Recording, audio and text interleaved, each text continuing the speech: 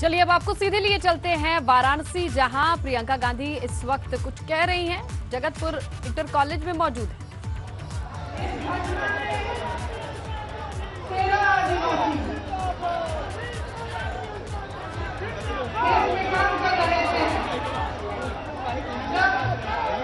Police प्रशासन की सहमति से कुछ लोग जमीन लेने की कोशिश कर रहे थे।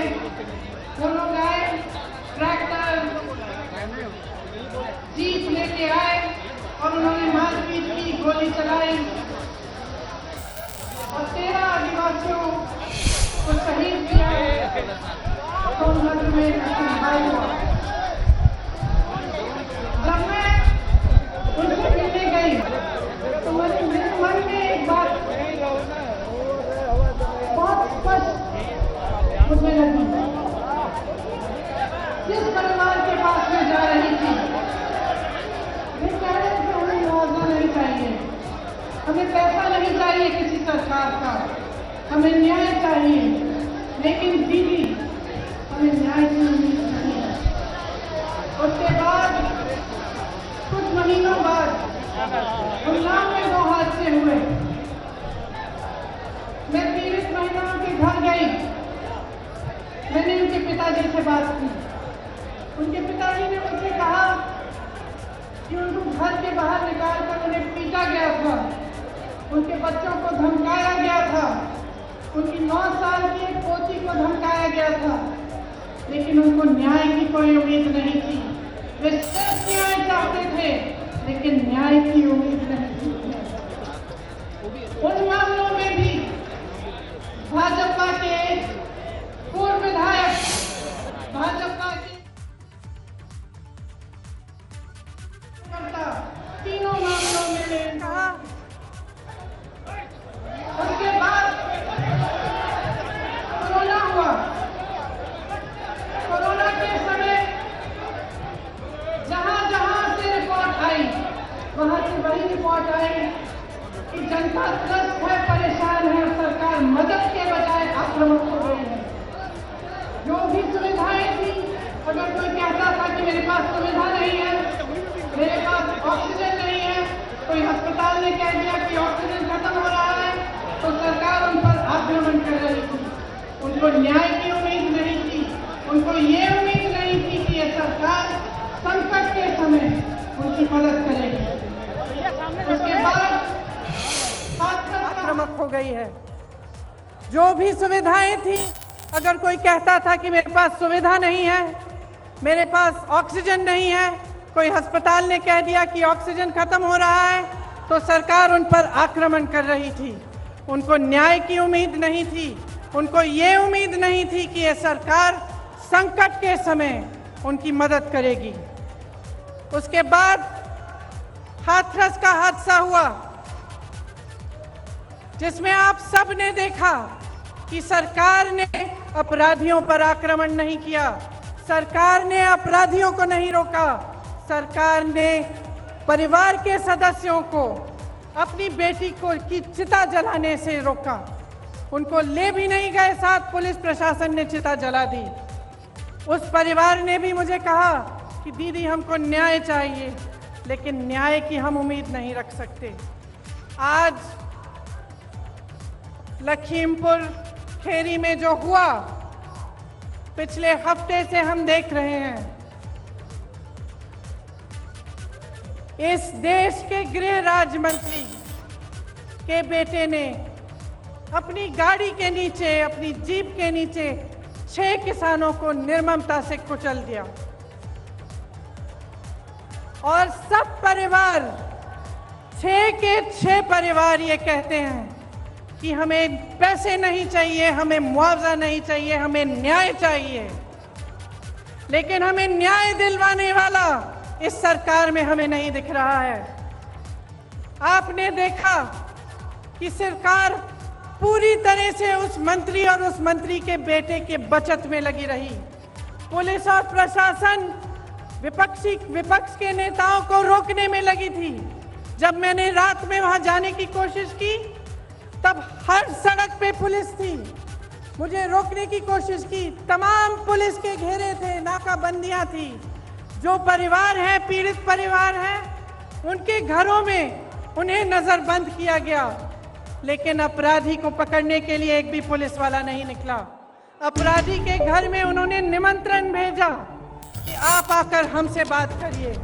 आपने किसी भी देश में, दुनिया के किसी भी देश में या इस देश के इतिहास में आपने कभी ऐसा देखा है कि एक आदमी 6 किसानों को कुचल दे, 6 लोगों की हत्या कर दे और उसको पुलिस निमंत्रण दे रही है कि आइए हमसे बात करिए? आपने कहीं ये देखा है? बताइए। कभी भी इस देश और इस दुनिया के इतिहास में ऐसा नहीं हुआ होगा। यहाँ के मुख्यमंत्री मंच पे बैठे हुए उस मंत्री का बचाव कर रहे हैं जिसके बेटे ने ऐसा काम किया है। जो प्रधानमंत्री लखनऊ आ सकते थे प्रदर्शन को देखने के लिए, उत्तर प्रदेश के प्रदर्शन को देखने के लिए, आजादी के प्रदर्शन को देखने के लिए, वो 2 घंटे की दूरी पर लखीमपुर खेरी नहीं जा सकते थे उन किसानों के हाथ पकड़ने के लिए, उनके आंसू पोंछने के लिए। ये आजादी किसने दी? जिस आजादी का महोत्सव मना रहे हैं, अमृत उत्सव मना रहे हैं, ये आजादी हमें किसने दी है? ये आजादी हमें किसानों ने दी है, किसान के बेटे ने दी है। इस देश को किसान ने सींचा है। किसान का बेटा हमारी सीमाओं पर खड़ा है आज भी। ये किसान के बेटे हैं जो हमारी सुरक्षा कर रहे हैं, हमारी सीमाओं पे इस देश की आजादी को निर्भर रख रहे हैं। ये देश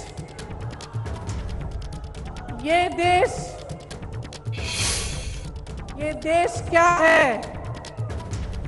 ये देश एक आस्था है, एक उम्मीद है। इसी न्याय की उम्मीद पर इस देश को आज़ादी मिली।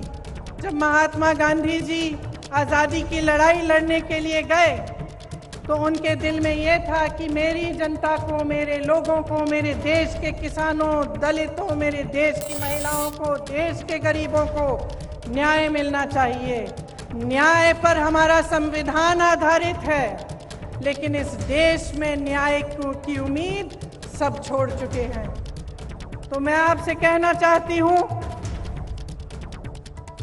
कि जब लखीमपुर खेरी में मैं शहीद नक्षत्र सिंह जी के घर गई, उन्होंने मुझे बताया कि उनका बेटा सीमा सुरक्षा बल में दाखिल हुआ है।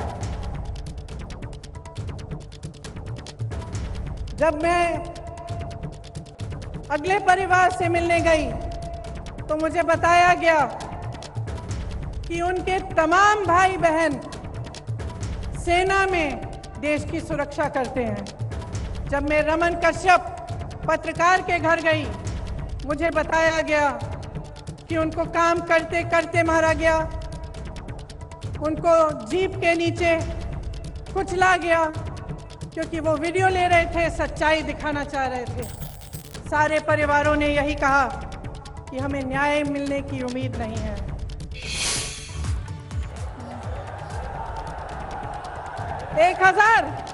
आज 1000 रुपए में रसोई का गैस, 23 करोड़ लोग गरीबी रेखा से नीचे चले गए हैं। कोयला खत्म हो रहा है, बेरोजगारी चरम पे है। जहां जहां जाओ बेरोजगार युवा मिलते हैं। परसों मैं लखनऊ की एक बस्ती में गई। मैं इसलिए गई थी क्योंकि योगी जी ने एक ऐसे शब्द इस्तेमाल किए सफाई कर्मचारियों के प्रति, मेरी बहनों के प्रति, जो रोज सुबह अपने घर में झाड़ू मारती हैं, जो सफाई करते हैं, हमारे देश, हमारी शहरों को साफ रखते हैं, उनके प्रति उन्होंने अब शब्द कहे।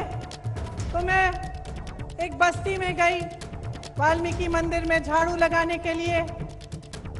और उन सब से बात करने के लिए जो इस काम को अपनी आमदनी के लिए, अपने बच्चों को पढ़ाने के लिए करते हैं, उन सब ने मुझे बताया, मैं घर गई, घर गई, एक घर से दूसरे घर गई, हर घर में मुझे बताया, अपने युवा बच्चे मेरे सामने लाए, किसी ने एमए किया था, किसी ने बीए किया था, किसी ने आईटीआई किया था, किसी के पास नौकरी नहीं थी, किसी एक का रोजगार नहीं था, और जो रोजगार कर रहे थे, जो सफाई कर्मचारी थे, उनका वेतन महीनों से नहीं बढ़ाया गया था। दुखी है जनता, त्रस्त है, नाराज भी है, और नाराज होना चाहिए, क्योंकि जिस समय आप इन परेशानियों से गुजर रहे हैं, आप संघर्ष कर रहे हैं, उसी समय प्रधानमंत्री जी के खरबपति मित्र करोड़ों रुपए कमा रहे हैं, 1000 करोड़ रुपए से ज्यादा दिन में कमाते हैं, और आपकी आमदनी एकदम बंद है। कोरोना के समय तमाम छोटे बिजनेस, छोटे व्यापारी, तमाम लोगों को अपने काम बंद करने पड़े, अपनी दुकानें बंद करनी पड़ी, अपने व्यापार बंद करने पड़े। क्या सरकार ने कोई राहत दी? कोई राहत नहीं मिली, सिर्फ आपको प्रताड़ित किया। कभी जीएसटी, कभी नोटबंदी, कभी कुछ और। सब देशों में, इस पूरी दुनिया में, सब देशों में जहां जहां कोरोना की मार पड़ी, सरकार ने राहत दी। उनको आपने बनाया है, आपकी मेहनत ने बनाया है इस देश को, ये कभी मत भूलिए। जो आपको आंदोलनकारी कहते हैं, जो आपको आतंकवादी कहते हैं, उनको न्याय देने के लिए मजबूर करिए। कांग्रेस के जितने भी कार्यकर्ता यहाँ हैं, किसी से नहीं डरते हैं, किसी से नहीं डरते हैं हम। हमें जेल में डालिए, हमें मारिए, हमें कुछ भी कर लीजिए, हम लड़ते रहेंगे, लड़ते रहेंगे, लड़ते रहेंगे, जब तक वो गृह राज्य मंत्री आपका इस्तीफा नहीं देगा, तब तक हम लड़ते रहेंगे, हम हिलेंगे नहीं, हम हटेंगे नहीं। हम कांग्रेस के कार्यकर्ता हैं, हमारी पार्टी ने इस देश की आजादी की लड़ाई लड़ी है, हमें कोई चुप नहीं कर सकता, हमें कोई रोक नहीं सकता। और जितने भी लोग मेरी बातों को सुन रहे हैं, चाहे आप यहाँ मौजूद हैं, चाहे आप टीवी पे देख रहे हैं, अपने अंतर्मन में झांकिए, अपने अंतर्मन में झांकिए और अपने आप से सिर्फ एक सवाल पूछिए, सिर्फ एक सवाल पूछिए कि जब से ये सरकार आई है, इन पिछले 7 सालों में क्या आपके जीवन में तरक्की आई है कि नहीं? क्या विकास आपके द्वार पे आया है कि नहीं? जो वचन आपसे किए थे वो निभाए गए हैं कि नहीं? सिर्फ ये एक सवाल पूछ लीजिए और अपने ही मन में ईमानदारी से इस सवाल का जवाब दीजिए। और अगर इस सवाल का जवाब यही है कि आपके जीवन में तरक्की नहीं हुई, तो आ जाइए, मेरे साथ खड़े होइए, कंधे से कंधा लगाइए और लड़िए। बदलिए सरकार को, परिवर्तन लाइए, अपने प्रदेश को बदलिए, क्योंकि मैं तब तक नहीं रुकूंगी जब तक यहाँ पर परिवर्तन आए। मैं आप सबको बहुत बहुत धन्यवाद देना चाहती हूँ कि आप यहाँ आए, इतनी धूप में मेरा इंतजार किया। आप सबको नवरात्रि की बहुत बहुत शुभकामनाएं। जय माता दी, जय हिंद, जय किसान, जवान, जय किसान, जय जवान। जय किसान, जय जवान, जय हिंद, जय हिंद, जय हिंद, जय हिंद, जय हिंद, जय हिंद। लड़ेंगे, लड़ेंगे। सुन रहे थे आप प्रियंका गांधी को, जहां पर जय किसान और जय माता दी नारे के साथ उन्होंने बहुत सारी बातें सामने रखी,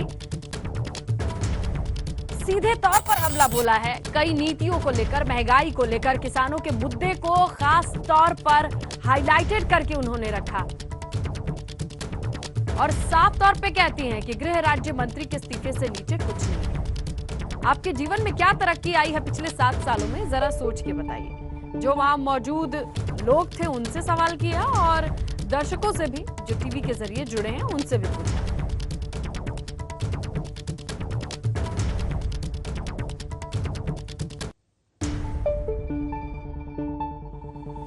आज लखीमपुर खेरी में जो हुआ, पिछले हफ्ते से हम देख रहे हैं। इस देश के गृह राज्य मंत्री के बेटे ने अपनी गाड़ी के नीचे, अपनी जीप के नीचे 6 किसानों को निर्ममता से कुचल दिया और सब परिवार, 6 के 6 परिवार ये कहते हैं कि हमें पैसे नहीं चाहिए, हमें मुआवजा नहीं चाहिए, हमें न्याय चाहिए। लेकिन हमें न्याय दिलवाने वाला इस सरकार में हमें नहीं दिख रहा है। आपने देखा कि सरकार पूरी तरह से उस मंत्री और उस मंत्री के बेटे के बचत में लगी रही। पुलिस और प्रशासन विपक्ष के नेताओं को रोकने में लगी थी। जब मैंने रात में वहां जाने की कोशिश की तब हर सड़क पे पुलिस थी, मुझे रोकने की कोशिश की, तमाम पुलिस के घेरे थे, नाकाबंदियां थी। जो परिवार हैं, पीड़ित परिवार हैं, उनके घरों में उन्हें नजरबंद किया गया, लेकिन अपराधी को पकड़ने के लिए एक भी पुलिस वाला नहीं निकला। अपराधी के घर में उन्होंने निमंत्रण भेजा कि आप आकर हमसे बात करिए।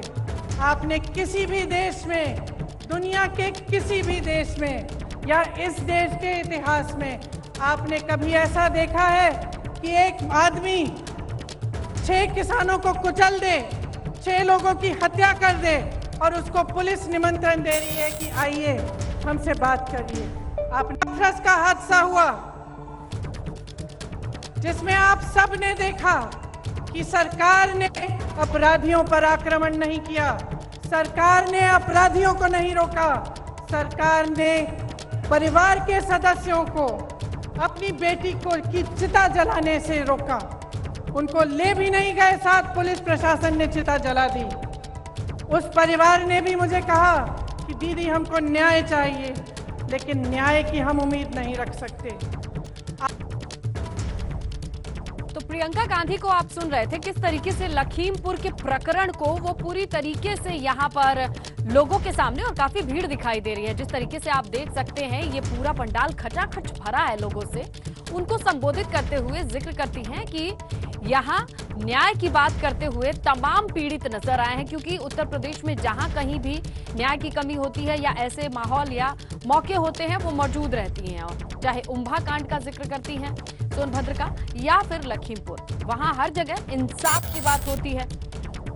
तो इन्हीं पॉइंट्स को हाईलाइट कर रही हैं प्रियंका और अपनी इसी बात को उन्होंने सामने रखा और अंतिम में भी जय किसान का नारा लगाकर, जय माता दी का नारा लगाकर अपने संबोधन को समाप्त किया उन्होंने।